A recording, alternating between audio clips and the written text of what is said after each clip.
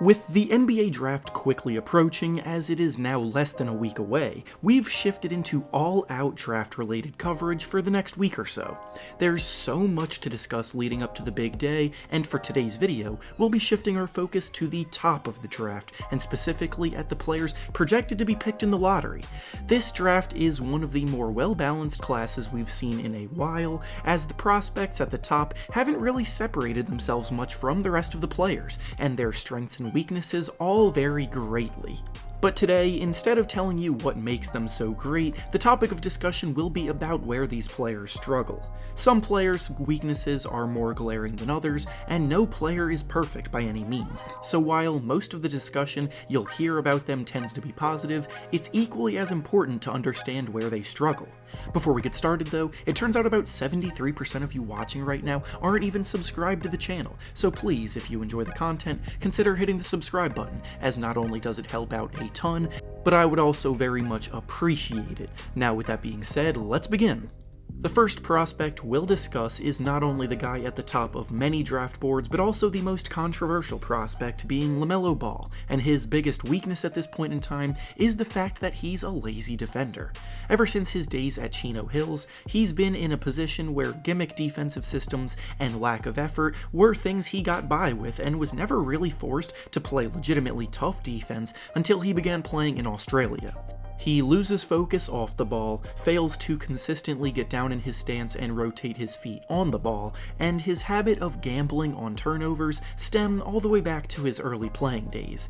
Wherever he goes, the team that takes him is going to have to work a lot on killing the bad habits that he's developed, because there are definitely a ton there right now.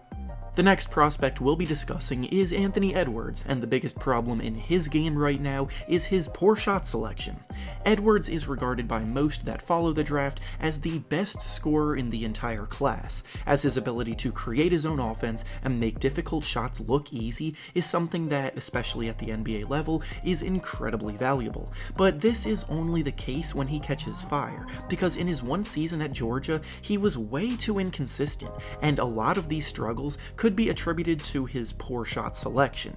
He tends to force shots that aren't good looks, gets tunnel vision with the ball in his hands, and tries to shoot over contests, and as a result, his efficiency numbers were worrisome, making only 40% of his shots from the field and 29% of his shots from three. Many chalk this up to the fact that he didn't have a very good supporting cast at Georgia, so he had to shoot more, but developing those kind of habits early on could lead to trouble down the line. The next prospect we'll be discussing is James Wiseman, and his biggest weakness at this point in time is his subpar defensive IQ. Admittedly, Wiseman is the biggest mystery in the entire draft because of just how little we've actually seen him play at a level worth monitoring, because of the fact that he dropped out of Memphis after just 3 games, but dating back to his high school days, in combination to the little college footage we have of him, it's clear he's not a finished product on defense by any means. He has the perfect size and length for a center at 7'1" with a massive wingspan, but in order to be a good defender, you need to be disciplined, and right now Wiseman lacks that attribute. He can be caught flat-footed, he gets blown by too often, and he bites on pump fakes at the rim rather easily, which will get him into foul trouble at the next level. He has all the tools of an elite rim protector, but he still needs to get the mental side of the game down before he becomes that. The next prospect we'll discuss is Deni Avdija, and his biggest weakness at this point in time is his shot creation. Avdija is the best international prospect in the class because of how well balanced of a player he is on both ends, along with his ideal size and build for a wing player. But if there's something he's not very good at right now, it's creating his own shot off the dribble. As a spot-up shooter off the catch, he does a good enough job to space the floor, but once he's forced to put the ball on the floor, his shooting percentage plummets to 22% when he shoots off the dribble. Defenders in the NBA will pick up on this quickly, and if they know that they can overextend on their closeouts without the worry of him being able to score off the dribble, then he'll become a lot easier to shut down and take out of a game. The next prospect we'll be discussing is Obi Toppin, and his biggest weakness at this point in time is defending in space. For guys like Toppin looking to becoming a versatile combo forward on the offensive end, you also have to bring that versatility to the defensive side of things, and unfortunately, that might be a struggle for Toppin early on.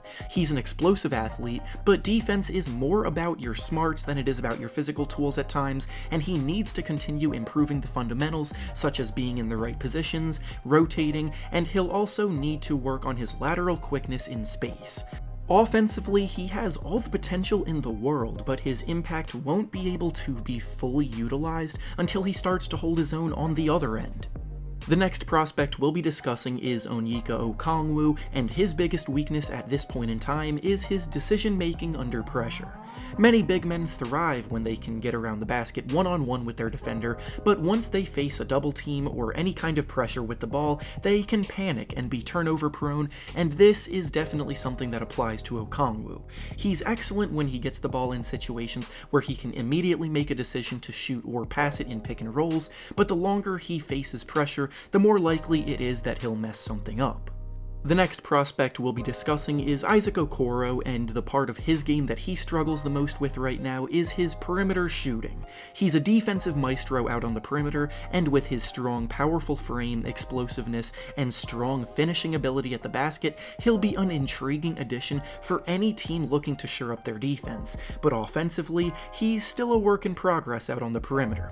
At Auburn last year, he played heavily in attack mode towards the basket with the ball in his hands, but when he had to shoot jumpers, he became a lot less effective. His shooting form needs work, and his production also needs work, as he only made 28% of his three-point shots last season. Hopefully down the line he can improve to live up to the 3-and-D title, but for now the 3 part is not there. The next prospect we'll discuss is Tyrese Haliburton, and his biggest weakness right now is his lack of assertiveness on offense. Haliburton is one of the most well-rounded players in the entire draft, and his ability to initiate the offense as a point guard and floor general is the reason he's valued so highly in this year's class. But at the same time, he's very much a pass-first player almost to a fault, and he really struggles to actually enforce his will throughout a game. He's a terrific playmaker, so it's understandable that he's always looking to set his teammates up, but when he does actually shoot the ball, he's a highly efficient scorer, averaging 15 points while shooting 50% from the field and 42% from 3. But the issue is that he really only ever shoots when the shot comes naturally within the flow of the offense. He struggles to get going creating his own looks, he seems to lack confidence in his own ability at times, so mentally there's something that needs to be worked on. The next player we'll be discussing is Killian, and his biggest weakness at this point in time is the fact that he's a bit turnover prone. As a young point guard with as much talent as he has, his advanced skill set as a creator are what have wowed scouts and general managers at the NBA level to get him into the lottery, but his risk-taking doesn't always pan out. I've said he has some James Harden in his game previously because of the way he goes about creating space, breaking defenders down, and making plays you can definitely tell have drawn inspirations from Harden, but he also comes with some of Harden's negatives with the turnovers that he commits.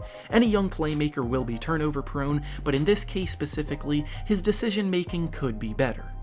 And finally, the last prospect we'll be discussing today is Patrick Williams, and his biggest weakness right now is just the fact that he's so raw as a player.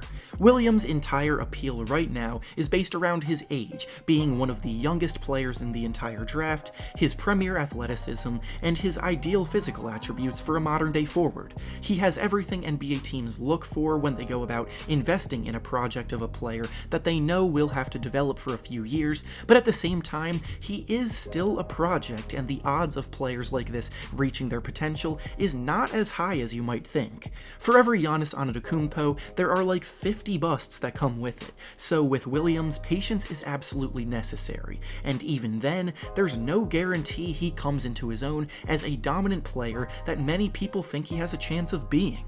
And with that being said, that's all I have for you today. Make sure to like the video, subscribe to the channel, and comment down below which weaknesses worry you the most. Thanks for watching, and I'll see you all next time.